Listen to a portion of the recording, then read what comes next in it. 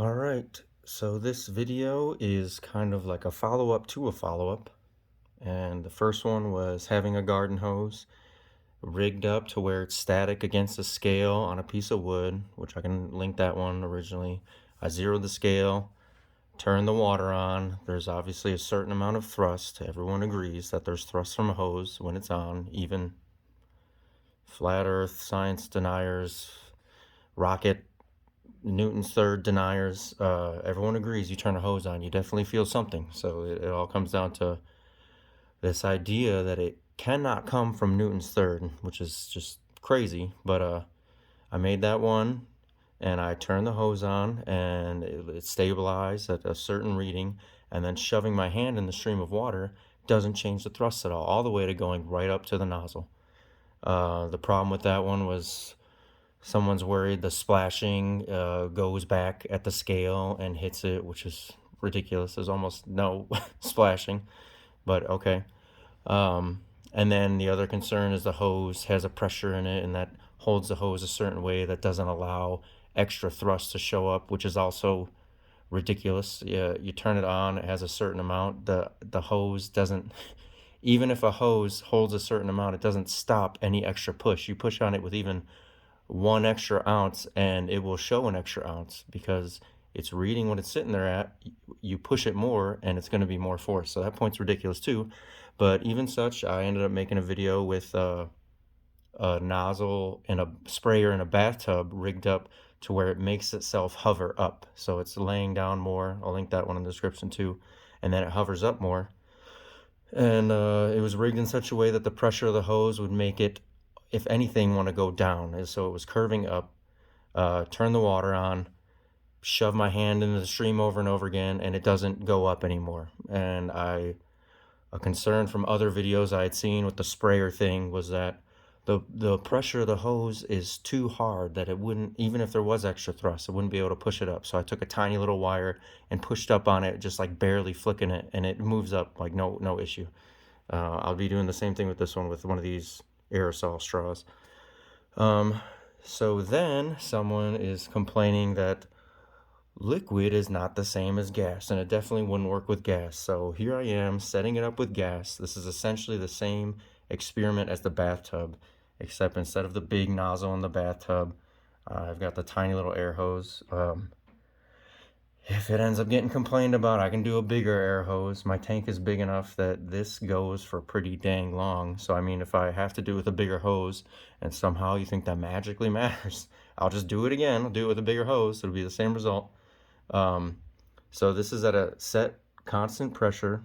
There's a pressure regulator on my pump, and I'll turn it on and we'll watch it for a while to watch it just stabilize. And then I'll start shoving my finger in it and it will not get more thrust. Air flying out of something gets thrust from Newton's third. Putting your finger in the way or putting something hard in the way, like it hitting a wall, does not make it get more thrust. And you'll see this. You'll see, just like the water video, that it'll be not what you expected, and you're gonna watch it actually lose thrust. It's gonna go down from extra weird principles of gas, like Bernoulli's, and Venturi effect type things. But you're not gonna see what you think you would.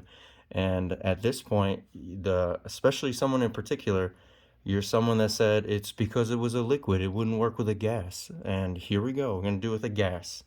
So I got a little tiny hose hooked up to that's a rubber band, it's gonna keep it on. There's already pressure in there. Once I put that on, it's gonna be stuck. And this, I made it just because it's the easiest thing for me to do in 5 minutes. I just picked this tiny little floppy hose because I want it to be floppy. I want you to see it hanging down and then shoot up. I just plugged the end with a little plastic screw, and it's hard to see, but there's a hole only in the bottom of it. Whoa, I could see that being a point of contention, so let's make sure we see that. There's only a hole in the bottom. Oh. And if you're worried about it being clear, I can end up remedying that with the next one, because if we do a thicker hose, it won't be clear and it won't be as oh, some flat earther excuse of like, oh my God, I can't tell. There's maybe a hole in the top, but it's gonna, when I turn it on, it's gonna thrust itself up. So I don't know what you would be worried about is happening, but okay. And I have little strings on my finger to show that there's airflow. Maybe you think I'm faking noises and then there's not actually air or something. And then I will do it fast enough. I'll be putting my finger in and out, in and out, in and out, that you might have some crazy idea that someone's like flicking the air on and off or something. That's not happening. If I have to make a future video that somehow discounts that, I guess the next one can discount that. But no big deal. Whatever you want to discount, if it's not impossible for me to set up and it doesn't cost $1,000, I can probably set it up. I don't see how this doesn't suffice, because this exact setup with water, I got someone, science denier, rocket in vacuum, rockets don't work through Newton's third person. Their big point was, it's a liquid, it's different than a gas. So here we go, it's done with a gas now. Now what are you gonna have? So let's get this stuck going on. Well, hopefully you saw that. I pull it up, off, on, off, on, off, on, off, on. Okay, let's get it stuck on. We'll let it balance out. It's gonna be some kind of temperature change, I'm sure. Okay, so that's steady. There's an airflow. Let's see what happens when I put my finger in the way. Oh, look it, not going anywhere. Huh, thrust does not increase from the gas that's thrown away hitting anything. Let's see, how close do you want me to get? Let's watch. Oh my goodness, what is it doing? Weird. Huh. It had to be with a gas, so what now? What do we got now?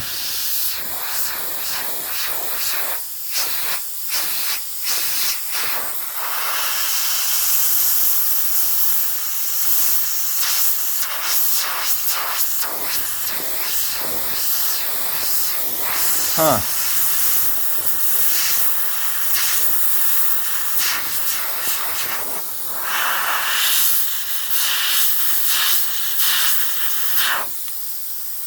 Doesn't look like thrust is increasing.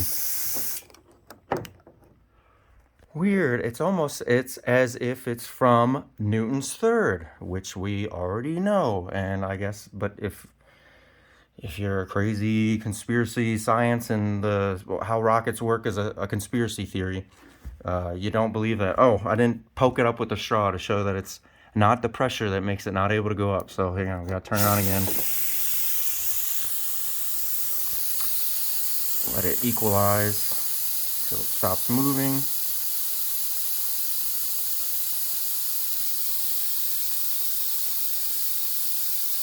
All right.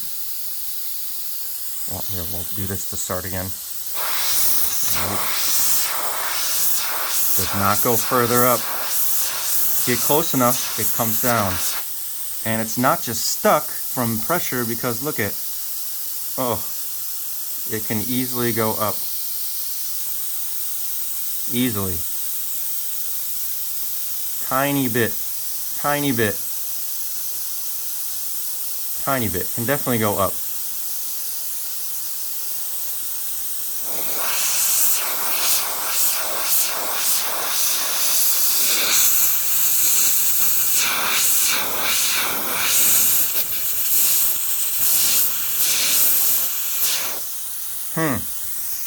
Huh. How about that? So now where are we gonna go? It's definitely because it was water. It wasn't an accurate showing of the principle of what's going on. That the gas running into something does not cause the thrust. It does not. Throwing anything away pushes whatever is throwing it away is just Newton's third. There's no way to push something. If this is really heavy and I push on it, I push myself back. It has nothing to do with air. If it had to do with air, a giant piece of styrofoam that was as big as this board would be harder to push back. That it doesn't make any sense. Like, How could you, just this example alone, with like a beach ball versus a bowling ball, or a giant flat heavy board versus even a piece of styrofoam that's twice as big. I can push over a piece of styrofoam twice as big as this, and I can almost just flick it and it'll fall over. If it's a big heavy board, I can't push it without, you can't push something without having a push back on your arms and hands. I don't know if you've never punched something in your life ever, or kicked something, but you cannot punch or kick or push anyone without you getting pushed back with the same amount. That's why you have to have a certain stance when you push someone, or when you shoot a gun, or when you kick someone. If you're not prepared for it, you fly back and it hurts you a lot more. When you're the one delivering it and you get to prep for the force that you feel, which is the same as them, you you don't fly back. You have to stop yourself from flying back from your own push. Everything is the same. Throwing gas, gas is matter. Throwing matter makes a force opposite of the way that the matter had to get thrown.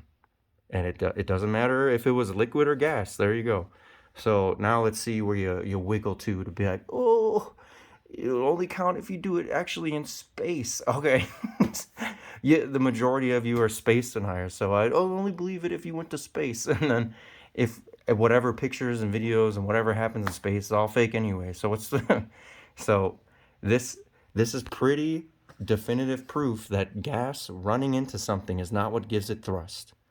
Because how can you end up rectifying the idea that the air pushing into air that gets to move around is the same amount of thrust as pushing into my finger jammed up right on the hole? It doesn't make any sense. Your point makes no sense.